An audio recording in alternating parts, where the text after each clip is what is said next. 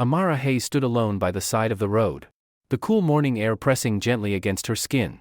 The sky above was a muted blue-gray, the kind that only appeared at the break of dawn, and she tugged her coat tighter around her shoulders, hoping to ward off the chill.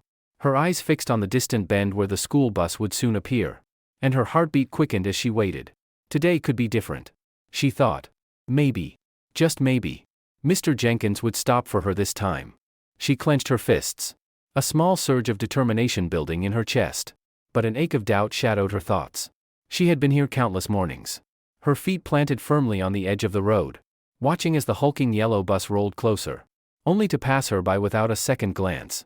Mr. Jenkins, her school bus driver, seemed to look right through her, his gaze cold and indifferent, as if she were just a shadow on the curb. He never stopped. Not for her. The rumbling sound of the bus's engine broke the morning stillness, and Amara felt her body tense, her heart pounding faster. She raised her hand ever so slightly, a silent request for recognition.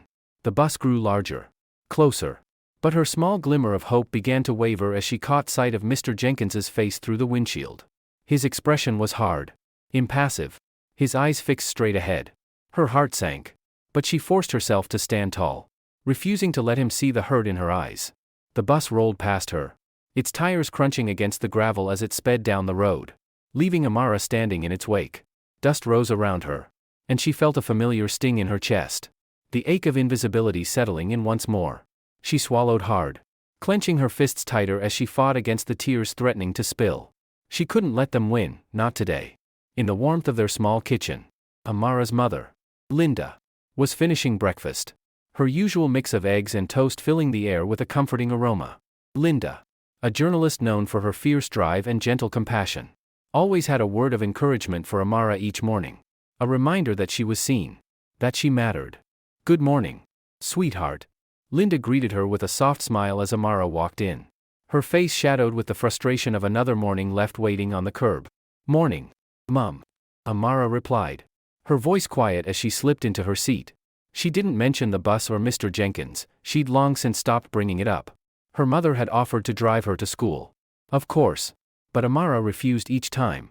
A stubborn pride kept her returning to that curb, as if proving her right to be seen, to be acknowledged, even by someone like Mr. Jenkins.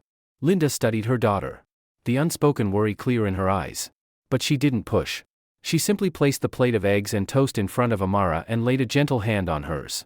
"Just remember," Linda said softly, her voice calm but steady, "you deserve the same respect as anyone else. Don't let anyone make you feel small." Amara nodded, her gaze dropping to her plate. She appreciated her mother's words. Truly. But sitting there, with the sting of Jenkins's indifference still fresh in her chest, she wondered how much more of it she could take. The thought of another morning spent alone on that curb, ignored and unseen, felt heavier than ever. But she would go back tomorrow. She knew she would. Because no matter how hard it got, she couldn't let Jenkins have the satisfaction of breaking her spirit. The morning air was crisp, biting at Amara's cheeks as she set off on her walk to school. She tightened her grip on the straps of her backpack, forcing herself to ignore the ache in her chest. She'd waited again this morning, standing alone on the curb, watching as the yellow bus rumbled past without slowing. Mr. Jenkins hadn't even glanced her way. Her heart still stung from the rejection. But she lifted her chin, determined not to let his indifference get to her. One foot in front of the other, she reminded herself, focusing on the rhythm of her steps. The school was nearly an hour's walk away, and by the time she arrived, her legs would be tired, her shoulders heavy from the weight of her books. But walking was better than sitting in silence on the curb, waiting for something that would never come. As she passed familiar houses, her thoughts drifted, her mind replaying the morning's routine like a record stuck on repeat. She could still see the look on Mr. Jenkins's face as he'd sped past, a face without a single hint of recognition. Did he even realize she was there? Or worse, did he just not care? Amara's stomach twisted at the thought, but she forced herself to keep walking, to stay strong. If her classmates knew about her morning ritual, they'd probably look at her with pity. Or worse, with that awkward silence that meant they didn't understand. She didn't want their sympathy, she wanted respect. To be seen. To be treated like any other kid waiting for the bus. Halfway to school, the sun started to rise fully, casting a warm glow over the sidewalks and filling the street with early light. It softened the houses and trees around her, making the world seem brighter, gentler. For a moment, she allowed herself to believe that everything was okay. That she was just another girl walking to school without a care. But the thought was fleeting, dissolving as quickly as it had come. Amara's feet pounded against the pavement, each step echoing her frustration. The weight of Mr. Jenkins's dismissive gaze sat heavy on her shoulders, and she could feel her patience wearing thin. How long could she keep this up? How many more days would she stand on that curb? Ignored? Unseen? Her thoughts were interrupted as she passed a small park. In the distance, she saw kids her age laughing and running, their backpacks bouncing as they made their way to school together. A pang of longing settled in her chest. She wanted that, too, to feel like she belonged. To not have to think twice about whether someone would stop for her. But she wasn't like them. She was the girl who had to walk to school every day because her bus driver refused to stop. The girl who kept her head held high despite it all. As the school finally came into view, Amara took a deep breath, squaring her shoulders and steadying herself. She would greet her friends with a smile, keep her frustrations to herself, and move through the day as if nothing was wrong.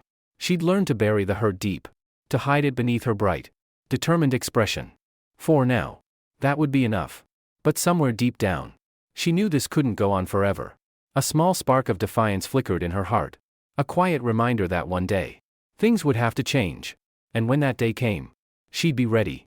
The morning began like any other, with Amara clutching her backpack straps and staring down the empty street, her heart pounding as she waited for the bus to come around the corner. She stood at the curb, her back straight, determined to keep her head high despite the weight pressing on her shoulders.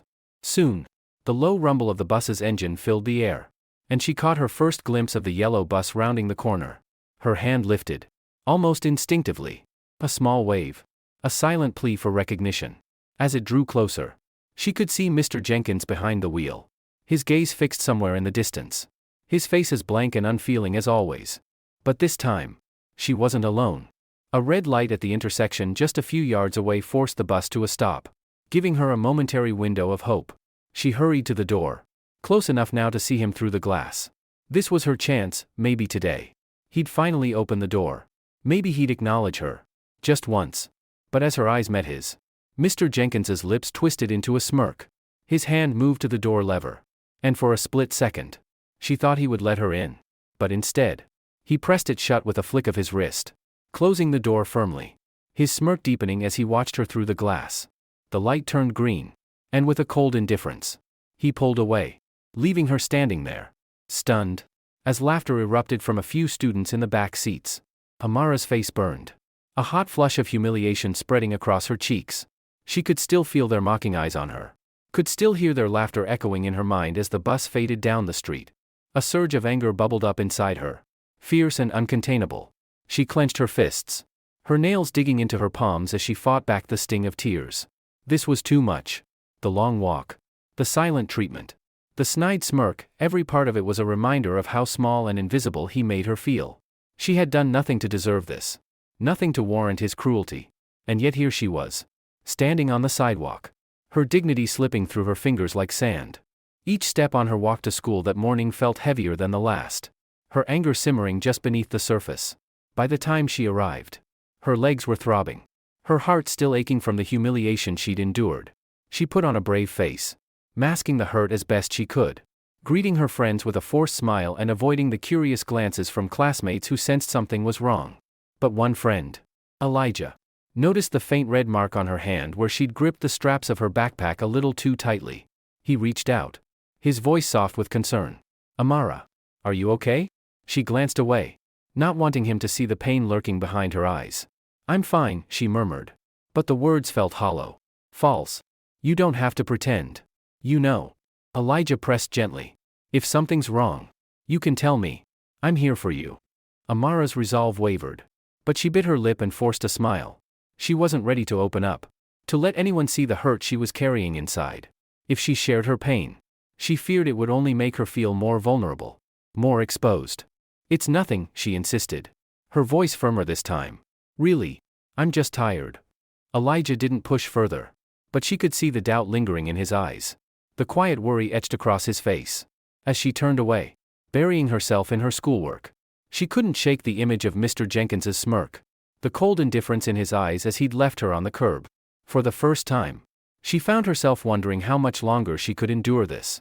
How many more mornings she could stand on that curb, feeling smaller and more invisible with each passing day. The spark of defiance from earlier had grown into a small flame, one that burned brightly in the quiet depths of her heart. One day, she vowed to herself, things would be different. She would find a way to make herself heard, to make sure Mr. Jenkins, and everyone else, understood that she deserved respect, that she was not invisible.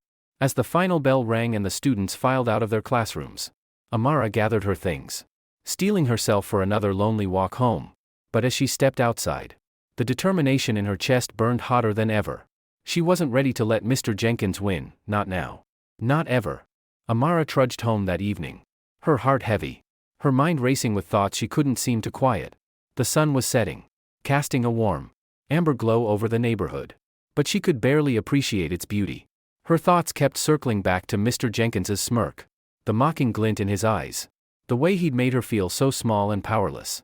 When she finally reached her front door, she took a deep breath, trying to shake off the weight of the day.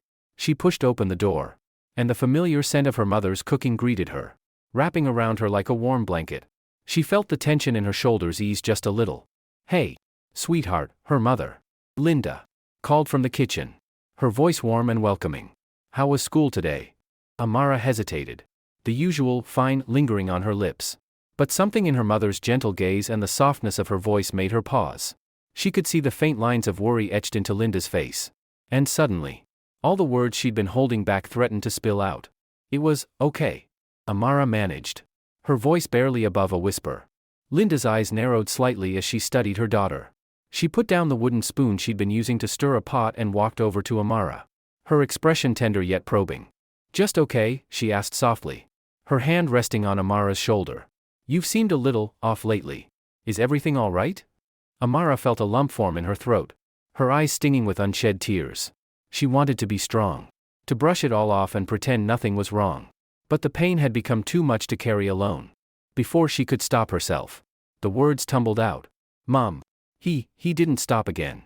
Mr. Jenkins didn't even look at me. And today, he laughed at me." Her voice cracked, her frustration finally finding its way to the surface. "He closed the door on me, right in my face.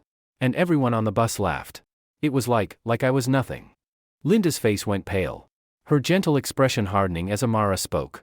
She took a steadying breath, then knelt in front of her daughter, her eyes filled with both anger and compassion. "Oh, sweetheart," she murmured, reaching out to wipe a stray tear from Amara's cheek. "Why didn't you tell me sooner?"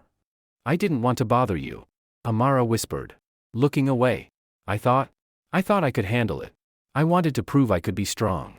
Linda's heart clenched as she wrapped her arms around her daughter, pulling her close. "You don't have to go through this alone, Amara. You're strong. Yes. But that doesn't mean you have to carry everything by yourself." Amara's shoulders shook as she allowed herself to be vulnerable, to let her mother see the hurt she'd been holding in. Linda held her tightly, whispering words of comfort, her fingers gently stroking Amara's hair. After a few moments, Amara pulled back, her face red from crying, but her heart feeling a little lighter. She took a shaky breath, meeting her mother's gaze. "I don't know why he hates me so much. I never did anything to him." Linda's jaw tightened, her eyes flashing with a determination Amara hadn't seen before. "You don't have to do anything for some people to act cruelly, Amara. But that doesn't mean we have to sit back and let them. We're going to do something about this. He has no right to make you feel this way." Amara felt a spark of hope flicker in her chest as she saw the fierce resolve in her mother's eyes. What can we do?" Linda took a deep breath, her mind already racing with ideas. "First, I'll talk to the school. But we're going to need more than just a conversation. We need people to see what you're going through, to understand that this isn't just about a bus driver ignoring a child. This is about respect, about dignity. And I'll make sure they hear us, one way or another." Amara felt a strange mix of relief and pride swelling within her. Her mother's words were a promise, a vow to stand by her side no matter what. She felt the weight of her pain lifting, replaced by a renewed sense of strength, a feeling that she didn't have to face this alone. "Thank you, Mom," she whispered, her voice filled with gratitude. Linda smiled, brushing a strand of hair from Amara's face. "You're worth every bit of this, sweetheart. No one has the right to make you feel less than you are. And I won't let anyone hurt you like that again." That night, as Amara lay in bed, she stared at the ceiling, replaying her mother's words over and over. She wasn't just a girl standing alone at the curb. She was Amara Hayes. And she had a mother who believed in her. Who would fight for her. And for the first time in a long time, she felt a glimmer of hope that maybe, just maybe, things would change. With a deep breath, Amara closed her eyes, the faintest smile tugging at her lips. She wasn't alone anymore. She had someone on her side. Someone who would make sure her voice was heard. And this time, she knew that her story wouldn't be ignored. The next morning, Linda Hayes's mind was already racing before she opened her eyes. The pain and anger in Amara's voice the night before echoed in her thoughts. A constant reminder of the hurt her daughter had endured alone for far too long. Today, she was going to change that. As soon as Amara left for school, opting, as usual, to walk rather than risk another morning waiting at the curb, Linda began making calls. Her first was to a few parents she knew from the PTA, hoping they might have noticed anything unusual with Mr. Jenkins. The responses were hesitant, voices softening in surprise or skepticism.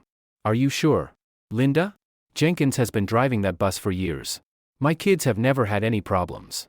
But Linda's resolve didn't waver. Each call, even the doubtful responses, only fueled her determination. She knew her daughter, knew Amara's pride and independence, and it was clear that this had hurt her far more than she'd let on. Just as she was about to end her calls for the morning, one voice stood out. Mrs. Gonzalez, the mother of a boy in Amara's grade, spoke quietly but confidently. Linda, my son mentioned something a while back, she said. Her tone guarded. He told me he saw Mr. Jenkins drive past Amara once, pretending not to notice her. He didn't say much because, well, you know how kids are. But if this has been happening often, he'd probably remember more. A surge of relief washed over Linda. This was a start. A piece of validation that she wasn't just imagining things. Thank you, Carmen. If it's okay with you, I may reach out again. I want to make sure Amara's voice isn't lost in this. After hanging up, Linda sat at her desk, the morning sunlight casting a soft glow over the papers and notes she'd scattered across its surface. Her career as a journalist had been driven by a relentless pursuit of truth, of giving voice to those who weren't heard. Today, her cause felt more personal, more urgent than any story she'd ever written. She picked up her phone again, dialing the number of a trusted colleague. Sarah was a fellow reporter who understood the weight of stories like this and had always been a fierce advocate for justice. Sarah. It's Linda, she began, her voice steady but filled with an unmistakable edge. I need some advice on navigating the school's complaint process. And if this becomes something bigger, I need your help making sure it gets heard. There was a pause on the other end of the line before Sarah replied, her tone supportive and unwavering. Linda, anything you need. I'm with you on this. The school system isn't above scrutiny. And if something's happening to Amara, we need to bring it to light. With Sarah's support and a growing list of contacts, Linda began drafting a formal complaint, writing down every incident Amara had described, each instance of cruelty and indifference she'd endured at the hands of Mr. Jenkins. Her fingers flew across the keyboard, typing out the injustices her daughter had suffered, infusing each word with a mother's fierce love and a journalist's dedication to truth. By early afternoon, she had finished the complaint, her words raw and powerful on the page. She read through it, feeling a swell of pride and resolve. This wasn't just about Amara anymore. It was about every child who had ever been overlooked, mistreated, or made to feel invisible. Determined, she printed the document and made her way to the school administration office. The principal, Mrs. Carlyle, greeted her with a polite but cautious smile, her office meticulously organized, with family photos and motivational posters lining the walls. Thank you for meeting with me on such short notice, Mrs. Carlyle. Linda began, her tone calm but resolute as she took a seat. Mrs. Carlyle nodded, folding her hands neatly on her desk. Of course, Linda. What brings you in today? Linda took a deep breath, steadying herself. I'm here because of an issue with one of your school bus drivers, Mr. Jenkins. My daughter Amara has been dealing with, well, mistreatment, to put it lightly. And yesterday, he went so far as to physically harm her. This can't go on. Mrs. Carlyle's brows furrowed, a flicker of concern crossing her face. I'm so sorry to hear that, Linda. But are you sure this isn't a misunderstanding? Mr. Jenkins has been with us for a long time, he's always been reliable. Linda's jaw tightened, but she kept her voice measured. This isn't a misunderstanding. My daughter wouldn't make something like this up, and I wouldn't be here if I didn't believe her. She leaned forward, her gaze unwavering. I've spoken to other parents, And some of their children have seen Mr. Jenkins ignoring Amara. This needs to be taken seriously. Mrs. Carlyle looked down at the papers in front of her, her face softening slightly. I understand, Linda. If there's a genuine issue, we'll address it. But these things take time. We need to gather evidence. Follow protocol. With all due respect, Mrs. Carlyle, my daughter doesn't have time to wait while protocol drags on. Linda replied firmly. Amara deserves to feel safe on her way to school. And I won't let anyone make her feel small or unworthy. I'm asking you to initiate a formal investigation now. The principal's hesitation was clear, but she nodded, relenting under Linda's determined gaze. Very well, Linda. I'll start the process. Mr. Jenkins will be informed. And we'll follow up with you soon. Linda offered a nod of appreciation, her mind already moving to her next steps as she left the office. Filing a complaint was only the beginning. She'd need to keep pushing, to make sure Amara's experience was heard, understood, and ultimately addressed. Later that night, after Amara had gone to bed, Linda sat alone at her desk, staring at the glowing screen of her laptop. She opened a blank document and began typing, pouring her heart into an article that would tell Amara's story, not just as her mother, but as a journalist determined to shed light on injustice. She wrote about the countless mornings her daughter had waited in vain, the pain of watching someone she loved feel invisible, the strength she found in standing up against cruelty. Her fingers flew across the keyboard, her words fierce and unwavering. She described Amara's resilience, her quiet bravery, and the importance of speaking out for every child who had ever felt overlooked. The more she wrote, the more certain she became that this story needed to be told, to reach beyond the walls of the school, to touch hearts and spark change. When she finally finished, she leaned back, exhaustion settling over her but mingling with a sense of purpose. She read over her words one last time, a surge of pride filling her chest.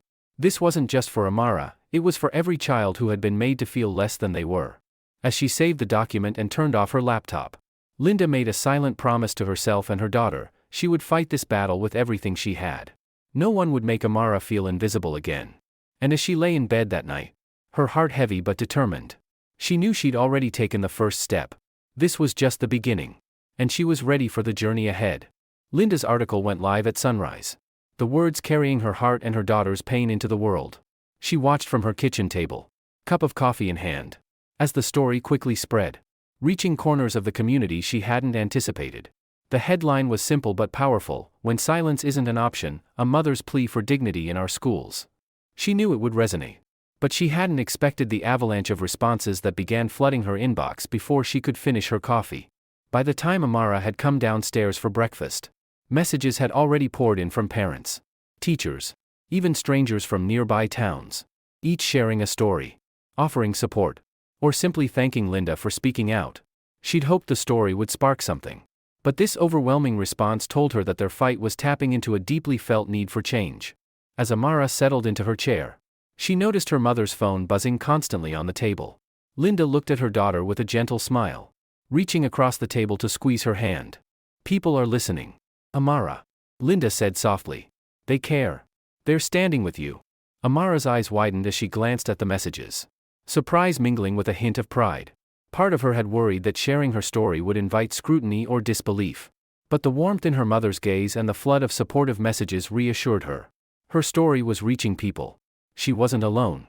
That day at school, Amara couldn't shake the awareness that she was part of something bigger now. Her friends noticed the change too, especially Elijah, who had always seemed to sense when she was carrying something heavy on her shoulders. "So, I saw the article," Elijah said quietly as they walked between classes, glancing sideways at her. I didn't know it had been so bad." Amara took a deep breath, letting the tension ease out as she met his gaze. "It was hard," she admitted. "But it's different now. I don't feel alone anymore. People know. And they care. That makes a difference." Elijah gave her a small smile, admiration clear in his eyes. "You're brave. You know that? I don't know if I could ever do what you're doing." Amara's cheeks flushed, but she felt a surge of confidence. "You would," she replied, nodding. "If you had to, you would." Meanwhile, at the school office, Mrs. Carlyle, the principal, sat at her desk, reading Linda's article with a tight expression. She could feel the weight of every line, each word sinking into her like stones. The story painted a clear, unflinching picture of the toll Mr. Jenkins's cruelty had taken on Amara. of the courage it took for her to stand up and speak out. The pressure was now mounting on the administration, and Mrs. Carlyle knew she could no longer delay taking decisive action. That afternoon, Linda received a call from Mrs. Carlyle's office, inviting her to an emergency meeting with the school board. The urgency in the principal's voice was unmistakable, and Linda felt a pulse of satisfaction knowing that her words were making an impact. When she arrived at the school board meeting, a handful of parents, some of whom she had spoken to over the past few days, were there as well. They exchanged determined glances, a shared understanding passing between them.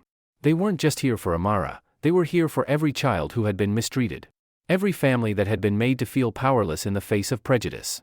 The school board members, seated at a long table at the front of the room, looked out over the gathered parents and community members. Mrs. Carlyle cleared her throat, glancing down at her notes, her expression tense. "We appreciate everyone being here on such short notice," she began, her voice a little unsteady. "We've received a number of messages from concerned parents, and we want to assure you that we are taking these matters very seriously." Linda stepped forward, her voice strong and unwavering. "My daughter has endured months of mistreatment and humiliation at the hands of a trusted school employee. This isn't just about one bus ride or one morning, it's about a pattern of behavior that has made her feel small, invisible, and unwelcome. And I refuse to stand by and let that continue." A murmur of agreement rippled through the room, parents nodding in support, their eyes fixed on the board members. Linda continued, her voice growing stronger, more resolute. "Amara's story is not isolated. Other children have been overlooked, other voices silenced. But today, we are here to demand accountability, to make it clear that every child deserves respect and dignity." One by one, other parents began to speak up, sharing stories of their children's own experiences with Mr. Jenkins or similar incidents in the school system. Their words carried a common theme, a deep frustration with the lack of accountability, the unwillingness to confront uncomfortable truths. Mrs. Carlyle and the school board members exchanged glances, visibly unsettled by the stories unfolding before them. Each parent's testimony added to the growing weight of evidence, creating a portrait of a community fed up with the silent tolerance of mistreatment. Finally, Mrs. Carlyle took a deep breath, her gaze steadying as she addressed the room. "We hear you," she said, her voice low but determined. "And we're committed to doing everything we can to ensure that every student feels safe and respected. We will begin a full investigation into Mr. Jenkins's conduct, effective immediately. And while the investigation is underway, Mr. Jenkins will be placed on temporary suspension." A wave of relief washed over the room, a collective exhale from the parents and community members who had feared their voices would be dismissed once again. Linda felt a surge of pride, knowing that their determination had brought about real action. After the meeting, as the parents filed out of the room, a few approached Linda, shaking her hand and offering words of gratitude. Amara's bravery had sparked something, a movement, a shared resolve to hold those in power accountable. As they walked home that evening, Linda wrapped an arm around Amara's shoulders, pulling her close. "You did this," she whispered, pride shining in her eyes. "Because you were brave enough to speak out. Things are finally changing." Amara looked up at her mother, her heart swelling with a mix of relief and pride. For the first time in months, she felt a sense of peace, a glimmer of hope that her voice had been heard, that the invisible wounds she carried were now seen and recognized. And as they walked beneath the fading sunlight, Amara knew that this was just the beginning. She would continue to stand up, to fight for what was right, not just for herself but for every other child who deserved to be seen, valued, and respected. With her mother by her side, she felt ready to face whatever came next. Over the next few days, Linda's article spread rapidly, making its way across social media and even being picked up by local news outlets. Each time the story was shared, it gathered more voices, more experiences. Like a tidal wave growing in strength and momentum, parents from neighboring schools reached out with their own stories, some about their children, others recounting their own painful memories from years past. The response was overwhelming and far more than Linda or Amara had ever expected. Their small home buzzed with phone calls, emails, and messages, each new notification a testament to the impact of Amara's bravery. The outpouring of support was heartening. And yet, as Linda sifted through the messages, she could see that the road ahead would be difficult. There was empathy, yes, but also resistance, denial, and even anger from a few voices who insisted the story was exaggerated or that kids today are too sensitive. Amara sensed her mother's exhaustion but admired the fierce determination Linda wore like armor. She knew this fight wasn't just about her now, it was about something much bigger. A push for respect and fairness in a system that often failed to deliver it.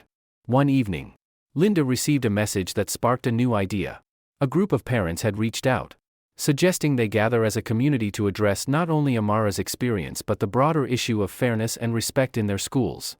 With the community's support, Linda decided to organize a meeting at the local community center, a chance for everyone to come together, share their stories, and show the school administration that this demand for accountability wasn't going away. When she told Amara about the meeting, a flicker of uncertainty crossed her daughter's face. "You want me to go with you?" Amara asked, her voice hesitant. Linda gave her a gentle, encouraging smile. "Only if you want to, sweetheart. I think people would love to hear from you. But you don't have to speak if you're not ready." Amara thought about it for a moment, her gaze drifting to the window, where the last light of day cast a warm glow. Part of her wanted to stay home, away from the prying eyes and questions. But another part of her, the part that had stood on the curb morning after morning, wanted to be there, to see the faces of those who were standing with her. "I'll go," she said quietly, her voice steady. "I want to see them. I want to know I'm not alone." Linda's face softened with pride, and she reached out to give Amara's hand a reassuring squeeze. "You're definitely not alone. And I think it's time everyone sees just how strong you really are." The night of the meeting, the community center was packed.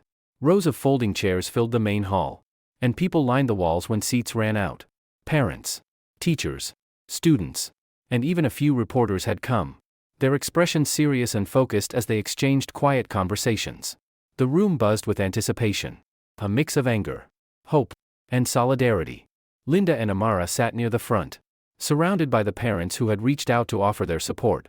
Amara's heart raced as she scanned the room, seeing familiar faces, some from school, others she'd only known in passing. She'd never imagined so many people would come. As the meeting began, Linda stepped forward, taking the small podium at the front of the room. Her voice, steady and clear, rang out over the crowd. "Thank you all for being here tonight," she began. "This gathering isn't just about my daughter, Amara, and what she's endured. It's about every child who has ever felt ignored, overlooked, or mistreated." A murmur of agreement rippled through the audience. Heads nodding, eyes fixed on Linda. She continued, sharing Amara's story once more, each word a reminder of the courage it had taken for her daughter to stand up and speak out. She spoke of the countless mornings Amara had spent waiting on the curb, the humiliation she'd endured, the hurt that no child should ever feel. Then, one by one, other parents took the floor, sharing their own stories of mistreatment and neglect. Some spoke of discrimination, others of bullying and the times their children had been let down by the very people meant to protect them. Each story added a new layer to the evening, a collective call for accountability and change. Finally, Linda glanced back at Amara, a soft, encouraging smile on her face. Amara felt her heart skip a beat as she realized her mother was inviting her to speak. Her hands trembled slightly, but when she looked out at the crowd, she saw nothing but encouragement in their faces. Slowly, she rose to her feet, making her way to the front, her steps small but purposeful. She took a deep breath, her gaze sweeping over the room before she spoke. I used to think that no one noticed," she began, her voice barely a whisper but gaining strength with each word. "That no one cared. I stood on that curb, waiting for Mr. Jenkins to stop, feeling like I didn't matter, like I was invisible." The room was silent, every eye fixed on her, every person listening intently. "But now, I see that I'm not alone," she continued, her voice growing stronger. "You all showed up, and that means something. It means that what happened to me wasn't just a story. It was real, and it matters. And I don't want anyone else to feel like I did. No one should feel small, or invisible, or like they don't belong." A ripple of emotion swept through the room, a collective feeling of unity and resolve that hung thick in the air. Tears pricked the corners of Amara's eyes, but she blinked them away, her heart full. When she finished, a wave of applause broke out, the room erupting in support, voices calling her name, people nodding with admiration. Amara felt a swell of pride, a newfound sense of strength that made her feel lighter, more powerful than she'd ever felt. After the applause died down, Linda introduced an idea she'd been developing with the parents, a parent-led committee that would advocate for respect, fairness, and accountability in the schools. The response was immediate and enthusiastic, parents volunteering to join, offering their time and resources to help bring about change. As the meeting came to a close, Amara and Linda were surrounded by people expressing gratitude, offering encouragement, and promising to stand with them. Amara looked around, taking in the faces, the smiles, the promises of support, and she felt something she hadn't felt in a long time, a sense of belonging, a feeling of being truly seen. On the walk home that night, Amara glanced up at the stars, a sense of peace settling over her. She knew the journey wasn't over, that there would be more challenges ahead, more people who would doubt or deny her story. But she also knew that she wasn't alone anymore.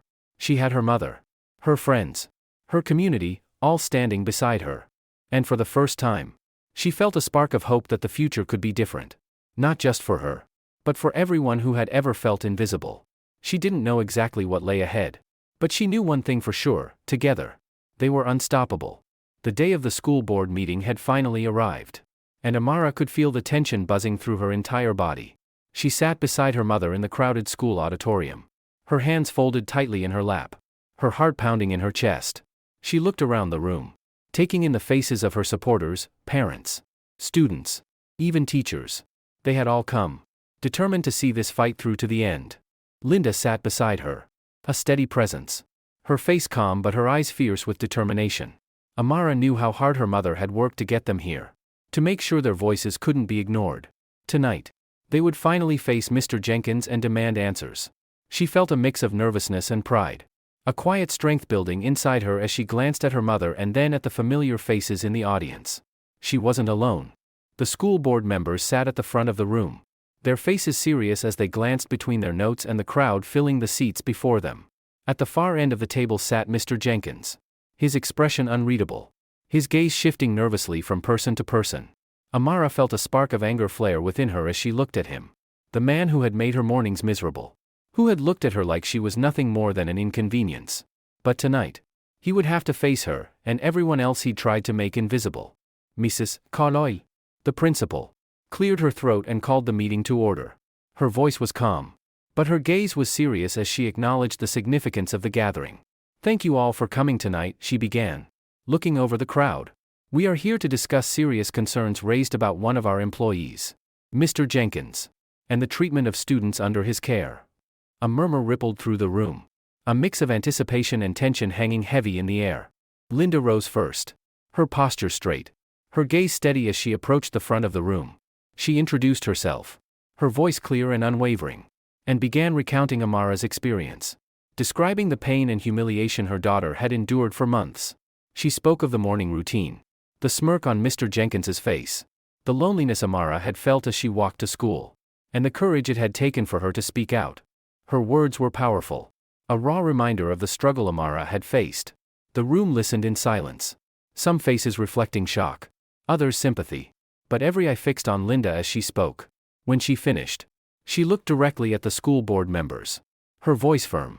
"We're here tonight because no child should ever feel small or invisible. And we're asking you to do what's right, to take a stand for every child who deserves respect and dignity." Amara felt her heart swell with pride as she watched her mother return to her seat. The applause that followed was thunderous, and she felt a hand on her shoulder, a quiet show of support from one of the parents sitting behind her. She glanced back, offering a small smile of gratitude. Next, a parent stood to speak, then another, each recounting their own experiences, their children's struggles, and their frustrations with the school's failure to protect them. Their voices blended together, a chorus of pain and resilience, each story adding weight to the demand for change. The school board members shifted in their seats, visibly uneasy, as more parents shared their stories, the collective anger in the room growing stronger with each testimony. Then it was Mr. Jenkins's turn. He rose slowly, his gaze darting around the room as he adjusted his tie. He cleared his throat, and for the first time, his usual air of confidence seemed to falter. I've been a bus driver for years," he began, his voice defensive. "I've driven hundreds of kids to school, and I never intended to make anyone feel uncomfortable." He paused, looking over the room, as though expecting some sign of agreement or understanding. "If Miss Hayes felt that I treated her unfairly, I apologize. But I believe there may have been some misunderstandings." A wave of disbelief and anger swept through the crowd, parents shaking their heads, whispers of frustration filling the room. Linda's jaw clenched, and Amara could feel the weight of her mother's quiet fury as she watched Mr. Jenkins shift uncomfortably.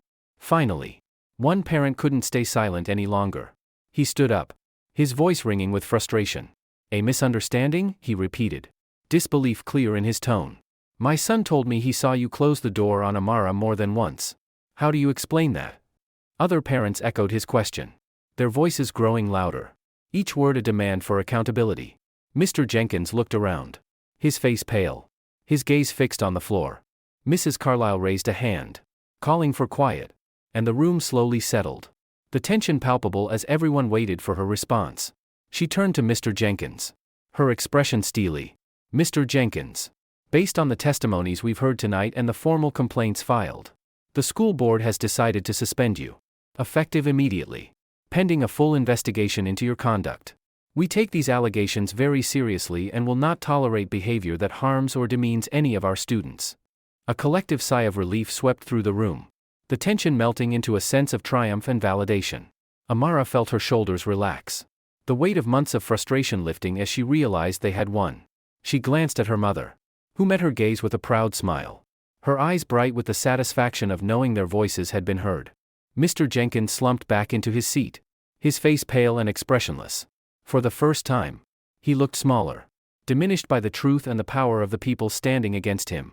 He avoided Amara's gaze, his eyes fixed on the table, the smugness wiped clean from his face. As the meeting came to an end, parents rose to their feet, shaking hands, sharing relieved smiles and words of encouragement. Some approached Linda and Amara, offering gratitude and congratulations, their faces filled with admiration for the courage it had taken to stand up and demand justice. A few classmates came over to Amara, shy but smiling, their words soft but sincere. "We're proud of you, Amara," one of them said, giving her a small, respectful nod. "It took a lot to do what you did."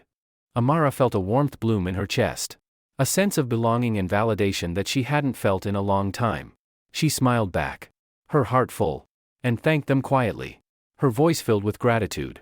As she and her mother walked home that evening, Linda wrapped an arm around Amara's shoulders, pulling her close.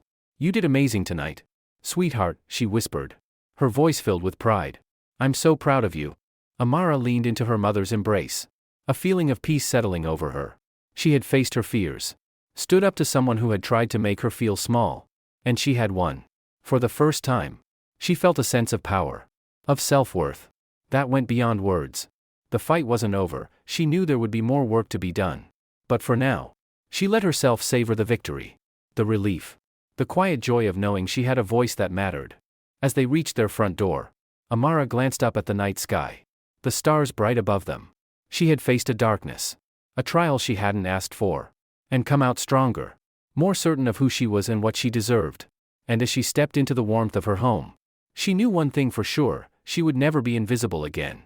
In the days following the school board meeting, Amara's story rippled through the community, stirring conversations and igniting a movement that reached far beyond the school.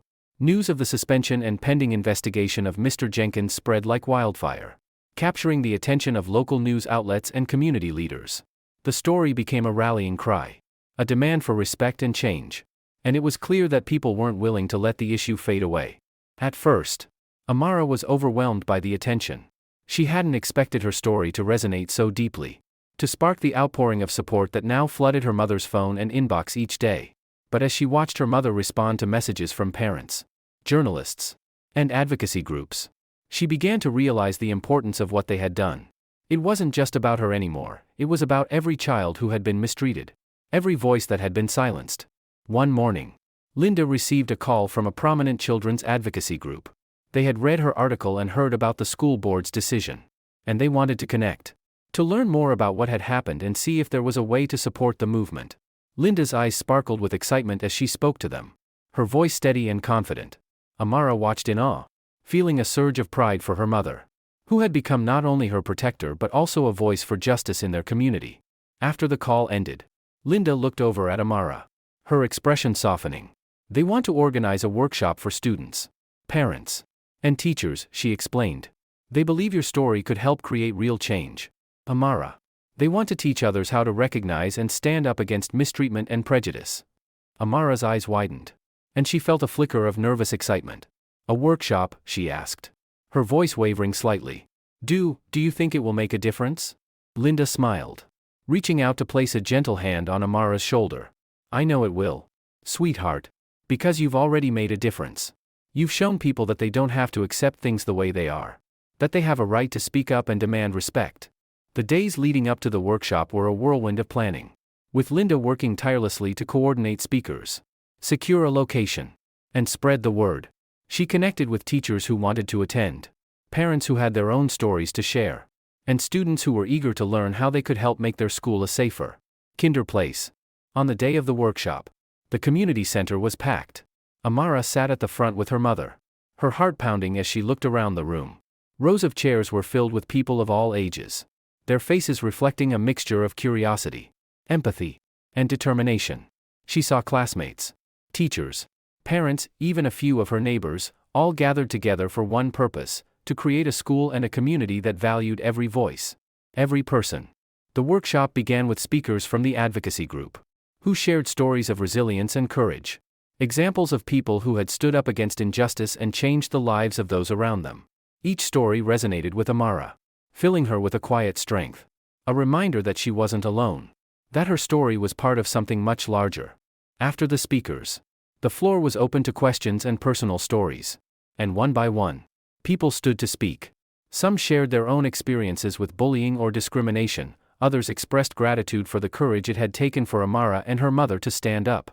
Every voice added to the sense of unity in the room, each story weaving a tapestry of shared struggle and shared hope. Then, as the workshop was winding down, Linda nudged Amara gently. Would you like to say something, sweetheart? Amara hesitated, her nerves sparking to life. But when she looked out at the room, she saw faces filled with encouragement, people who were looking at her with respect, admiration, and warmth. Taking a deep breath, she stood up, her hands trembling slightly, and stepped to the front. Her voice was soft at first, but it grew stronger with each word. I used to think that being quiet, keeping everything to myself, was the only way to handle things. I thought that maybe if I didn't talk about it, the pain would go away on its own. But I've learned that silence doesn't help. It just makes you feel smaller, more alone. The room was silent, every eye on her, every person hanging on her words. Speaking out wasn't easy, she continued, her gaze sweeping over the audience. But I realized that my voice matters, that all our voices matter. We don't have to accept things the way they are. We can make things better, not just for ourselves but for each other. And I don't want anyone else to feel the way I did. No one should feel invisible. A wave of applause filled the room, and Amara felt a swell of emotion as she returned to her seat, her heart pounding with a mix of relief and pride. She had faced her fear, shared her story, and found a strength she hadn't known she possessed. After the workshop ended, people lingered, talking in small groups, sharing ideas, making plans. A teacher approached Amara, smiling warmly. Thank you for what you said, Amara. You're teaching all of us something very important. You're helping us understand what it means to listen, to stand up for each other. Amara felt a warmth spread through her, a deep sense of belonging that was stronger than anything she had ever felt. She smiled back, her heart full, grateful for the support and encouragement surrounding her. As she and her mother left the community center that evening, Amara felt a new sense of purpose settling over her. She wasn't just a girl who had been hurt or mistreated. She was a part of a movement, a voice in a growing chorus demanding dignity, respect, and justice. Walking home under the fading light, Amara glanced at her mother, who gave her a proud, knowing smile. They had started something that mattered, something that would last. And as they walked side by side, Amara felt a quiet certainty that this journey, this fight for respect and fairness, was only beginning. Together, they would keep moving forward, one step at a time, knowing they were stronger than any challenge that lay ahead. One afternoon, as Linda sorted through the day's mail, a plain, unmarked envelope caught her attention. It was addressed simply to the Hayes family. Curious, she opened it slowly, her heart pounding as she recognized the familiar name printed on the letterhead, Harold Jenkins. Linda's breath caught, and her hands trembled slightly as she unfolded the letter. She took a steadying breath, then called out to Amara, who was upstairs finishing her homework. Her voice was gentle but firm. Amara, honey, can you come down for a minute? Amara appeared in the doorway moments later, a question in her eyes as she looked at her mother. What's up, Mom? She asked, noticing the letter in Linda's hand. Linda held out the letter to her daughter, her face unreadable. It's from Mr. Jenkins, she explained.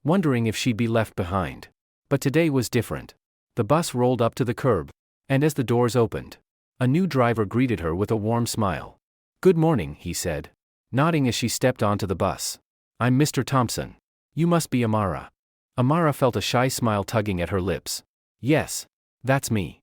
Mr. Thompson gestured to the empty seats. "Well, hop on in. I'm glad to have you with us, Amara." The warmth in his voice, the kindness in his eyes, washed over her like a balm. She found a seat by the window, watching as the familiar streets passed by, feeling a sense of peace and closure settle over her heart. As the bus pulled up to the school, she stepped off with her head held high, her heart full of gratitude and pride. She was no longer the quiet girl standing on the edge of the curb, waiting for kindness or respect. She was Amara Hayes, a young woman who knew her worth, who had faced her fears and emerged victorious. Walking into the school building, she felt a new path unfolding before her, a future filled with possibility, resilience, and purpose. She didn't know what challenges lay ahead, but she knew one thing for certain: she was ready to face them. Because now she knew the power of her own voice, and that, she realized, was more powerful than any apology, any regret. It was hers to carry, a reminder of the journey she had taken and the strength she had found along the way. In the weeks that followed, Amara's story continued to inspire change, rippling through her school and beyond.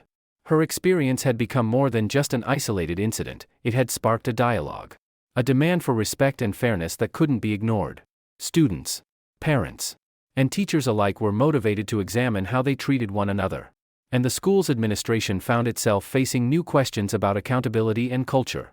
Linda remained busy, balancing her work as a journalist with her newfound role as a community advocate.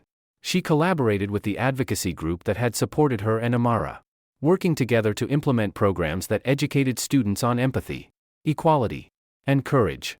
The workshops became regular events, and the movement gained momentum as people from other neighborhoods and schools began to join. One Saturday afternoon, the advocacy group hosted a larger gathering, a kind of community town hall to discuss the broader issues Amara's story had brought to light. The event took place at a local park, where rows of folding chairs were set up under a large tent. Banners hung at the entrance, bearing messages of unity and resilience. Amara and Linda arrived early, greeted by familiar faces and new supporters alike. Amara's heart swelled as she saw classmates, teachers, and even people she didn't recognize approach her with kind words and encouragement. It was strange but empowering to know that her story had brought people together. As the event began, Linda took the stage first, her presence commanding but warm as she recounted the story that had ignited this movement. She spoke of the courage it had taken for Amara to share her pain, and she urged others to see the importance of standing up not only for themselves but for those who might feel powerless. Her words were met with applause, the crowd's support clear in every clap, every nod. One by one, other speakers shared their own experiences with prejudice, injustice, and the ways they had found strength in their communities. Some stories were heartbreaking, tales of children who had faced bullying and discrimination. But there were also stories of triumph, of people overcoming, of finding allies who believed in them. Each voice was like a thread, weaving together a tapestry of resilience and unity. Finally, Amara was invited to speak. She felt a flutter of nerves as she took the microphone, her eyes scanning the crowd, seeing countless faces looking up at her with kindness and support. She took a deep breath, feeling her mother's steady gaze from the front row. "I used to think that standing up for myself was something I had to do alone," she began, her voice soft but steady. "I thought that no one would understand or care. But I was wrong. My story isn't just my story, it's the story of anyone who has ever felt overlooked, or who has been told they don't matter. And I've learned that there's a power in sharing your voice, in not letting someone else's cruelty make you feel small." The crowd was silent, every person listening intently. Amara's gaze drifted over the faces, the supportive smiles, the nods of encouragement, and she felt her confidence grow. "Change doesn't happen overnight," she continued, her voice growing stronger. "But it does happen when we stop accepting things the way they are and start believing in how they could be. We're here today because we believe in something better, something kinder. And together, we're stronger than any obstacle." The crowd erupted into applause, and Amara felt a warmth bloom in her chest, a sense of accomplishment and pride that filled her heart. She stepped down from the stage, her friends and classmates greeting her with high fives, hugs, and smiles. After the event, as the crowd began to disperse, a teacher named Mr. Green approached her. He was a history teacher who had always been supportive but quiet. Someone she hadn't interacted with much before. Amara, he said. His voice gentle. I just wanted to say thank you. You've shown us all what true courage looks like. And you've reminded me, and all of us, how important it is to stand up. Even when it's hard. Amara smiled. Feeling a sense of pride and connection. Thank you, Mr. Green. I'm glad people are listening. Oh. We're not just listening, he replied with a warm smile. We're learning. And I think a lot of us will carry your story with us. As a reminder of what we can do. As the sun began to set, casting a warm glow over the park, Amara and Linda lingered, watching as the last of the crowd slowly dispersed. The sense of unity, of shared purpose, hung in the air like a promise. A reminder that they were part of something bigger than themselves. Do you feel proud? Linda asked, glancing at her daughter. A glint of pride in her own eyes. Amara nodded, her gaze fixed on the horizon. Yeah, she murmured. But more than that, I feel hopeful, like maybe things really can change. Linda wrapped an arm around Amara's shoulders, pulling her close. You've shown so many people what's possible, Amara. And I'm so proud of you. Not just for being brave, but for helping others find their voices too. They stood in silence for a moment, the warmth of the day fading into a comfortable coolness as evening fell. Amara knew that this journey had only just begun, that there would still be challenges and moments of doubt. But now, she felt equipped with something powerful, a belief in herself and a community that would stand beside her. As they walked back to the car, Amara felt a sense of purpose settle over her. She was no longer just a girl who had been hurt and overlooked, she was a leader. Someone who had turned her pain into something that mattered. Something that would make a difference for others. The journey wasn't over. But Amara was ready, more than ever, to face whatever came next. And with her mother by her side and a community of supporters behind her, she knew she would never walk alone again.